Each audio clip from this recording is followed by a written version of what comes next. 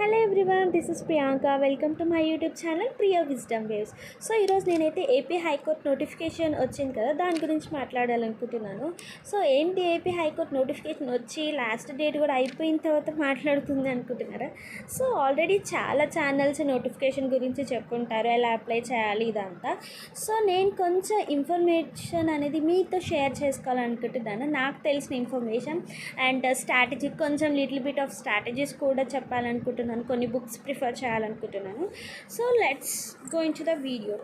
So మనకైతే junior assistant, field assistant ఇలా కొన్ని ఎగ్జామ్స్కి మనకి జిఎస్ అండ్ ఇంగ్లీషే ఉంటుంది కదా.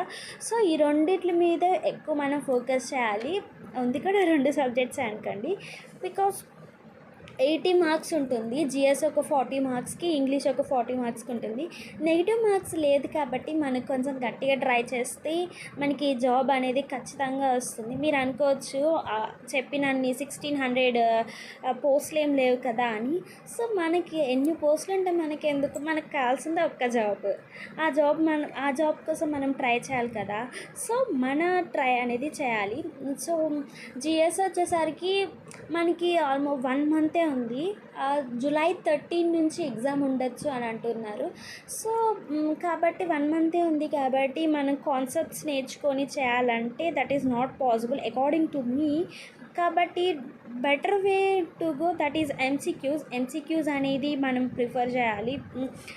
టాపిక్ వైజ్ ఎంసీక్యూస్ అనేది నార్త్ వెల్ ఛానల్స్లో చాలానే ఉంటాయి. అలా టాపిక్ వైజ్ ఎంసీక్యూస్ అనేది మనం ప్రిఫర్ చేస్తే బెస్ట్ అనమాట.